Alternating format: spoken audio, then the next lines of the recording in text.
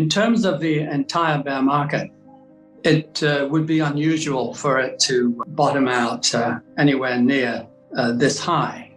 I would expect that by the low, that the S&P would have declined by 50% from the peak in real terms. So a year from now, when the bear market might end, the trend line value would be almost 3,000 on the S&P. Of course, there's no rule that says you stop at fair value.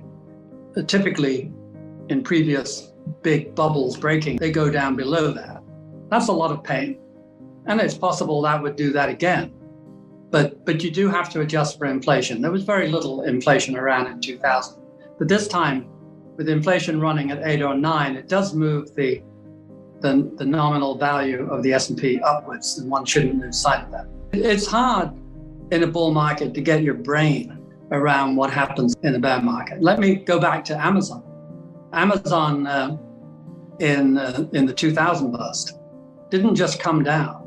As its sales continued to grow, of course, in those days, it didn't have earnings because it was running on borrowed resources. It came down 92%, with strongly rising sales. A brilliant, successful new idea that went on to own the world and be worth a fortune. How is it possible it came down 90%, 92? So think about that sometimes as you go to bed. I like to say 80% of the time the market is pretty sensible and doing a possibly good job of estimating value for all the companies. A little under 15% of the time, it gets carried away with optimism. And by the end of that time, has nothing to do with actual earnings. It's all in the head, projecting out hundreds of years into the future, assuming that perfect conditions will stay perfect forever. Every bubble takes place with near perfect conditions and huge profit margins.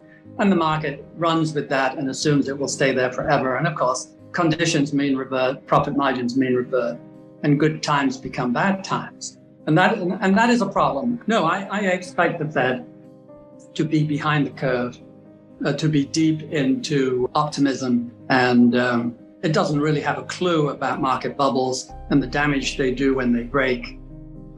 They've been eager now since early Greenspan to encourage bull markets because they help the economy, they really do. And they always forget that the bear markets to go along with them hurt the economy at just the wrong time.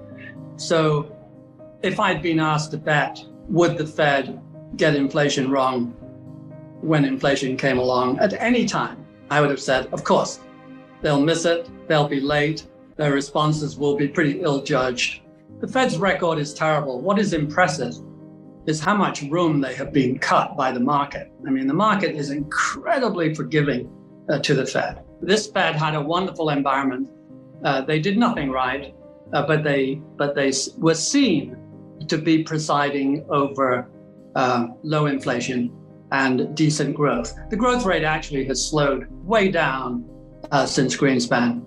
It was averaging 3.5 before Greenspan and averaging 2.5 afterwards, and today more like 1.5. It's done nothing in terms of increasing the growth rate, but superficially, it felt like a golden age because asset prices went up. Asset prices went up because inflation came down and rates were allowed to come down. And in the end, rates were forced down.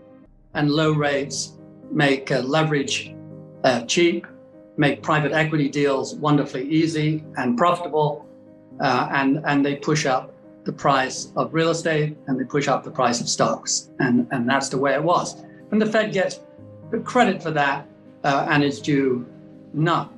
Its demerit accrues from the fact that it kept on pushing down interest rates far too long and dangerously, increasing inequality, which, as I like to say, is the greatest poison in the system these days.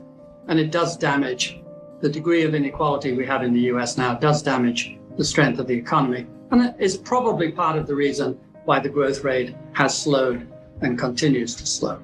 There's a lot of concern that we're entering into a 1970s or 80s scenario of stagflation. As a historian, could you give our audience an idea of what was happening during that period and how it resembles today? Well, every period is unique.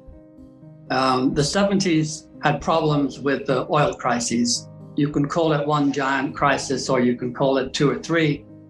But in any case, it tripled, quadrupled, quintupled the price of oil in a hurry.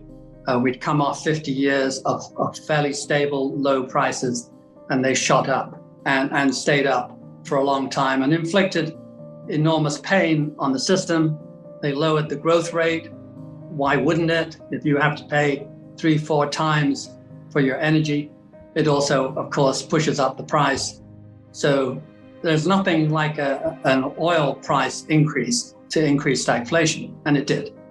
And this time, if you adjust for the passage of time, the price of oil is not as high, but it's still multiplied recently by 3 times. So that is imposing pain on consumption and is imposing inflationary pressure.